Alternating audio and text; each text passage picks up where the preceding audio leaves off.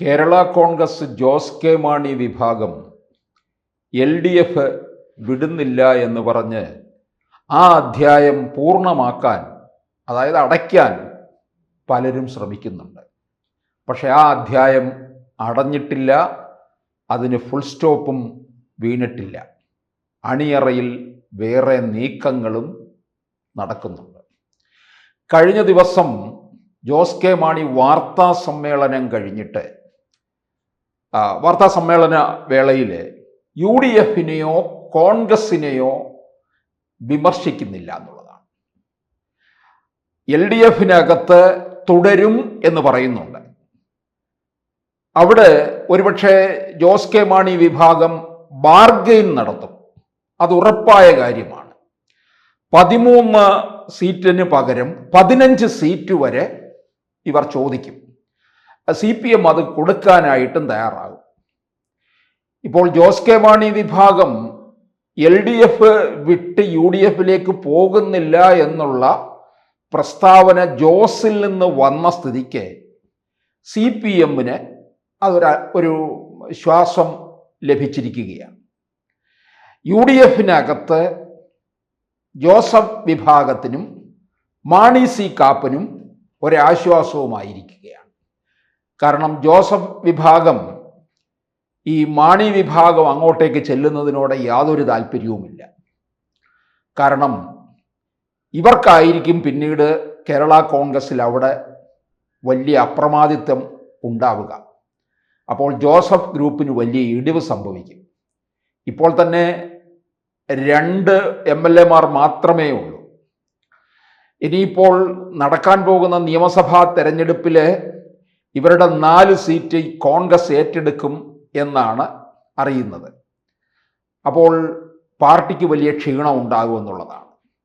പിന്നെ ജോസ് അങ്ങോട്ടേക്ക് ചെന്ന് കഴിഞ്ഞാൽ പാല ചിലപ്പോൾ കൊടുക്കേണ്ടി വരുമോ എന്നുള്ളത് കൊണ്ട് കാപ്പനും ഒരു ചെറിയൊരു അങ്കലാപ്പുണ്ടായിരുന്നു.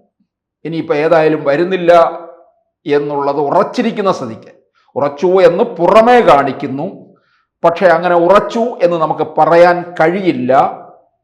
ജോസ് കെ മാണിയാണ്. ജോസ് കെ മാണിക്ക് നന്നായിട്ടറിയാം 26-ൽ LDF അധികാരത്തിൽ വരില്ല എന്ന്. അങ്ങനെയാണെന്നുണ്ടെങ്കിൽ വീണ്ടും LDFനോടൊപ്പം പ്രതിപക്ഷ നിരയിൽ ഒരു MLA മാത്രമുള്ള ഒരു പാർട്ടിയായിട്ട് ചുരുങ്ങേണ്ടി വരും.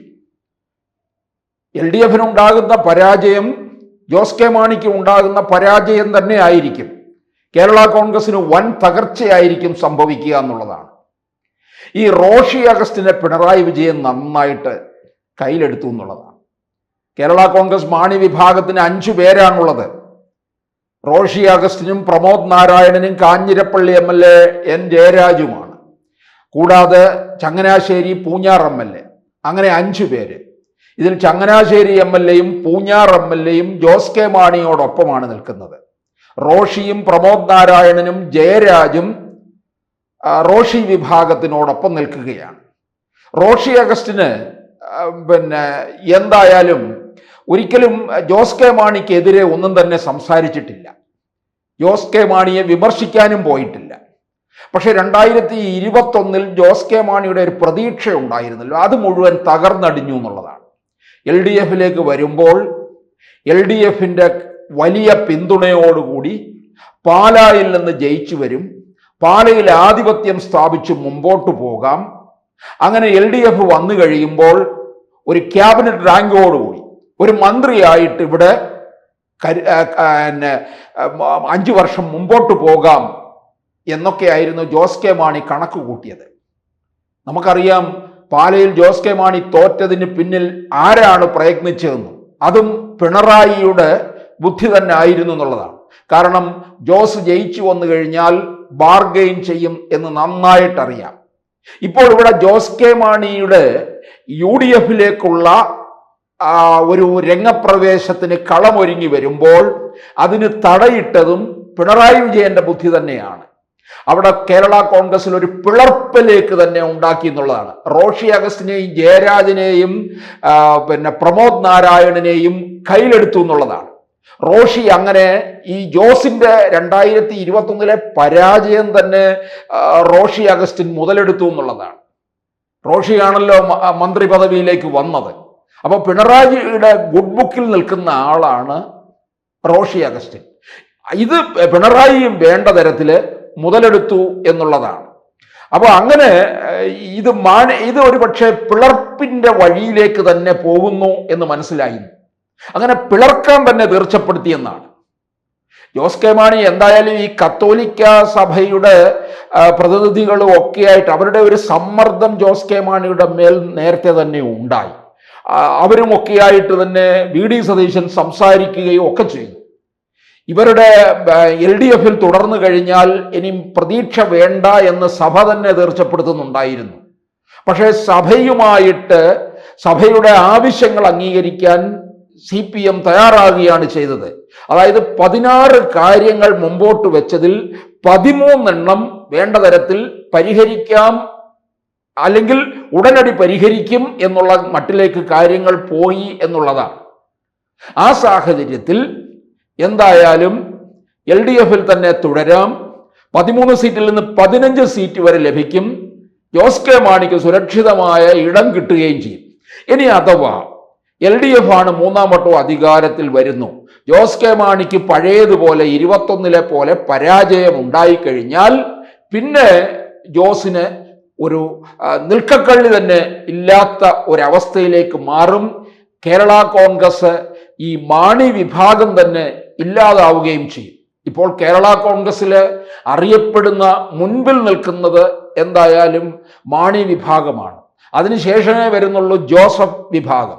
ബാക്കിയുള്ള കേരള കോൺഗ്രസ് എന്നൊക്കെ പറയുന്നത് ഒറ്റയാൾ പട്ടാളങ്ങളാണ്. കേരള കോൺഗ്രസിനെ വേണ്ടി വന്നാൽ പിളർത്താനായിട്ട് പിണറായി വിജയനെ അറിയാം. അതാണ് റോഷി അഗസ്റ്റിനെ നിർത്തിക്കൊണ്ട് കളിച്ചത്. അതിനോടൊപ്പം തന്നെ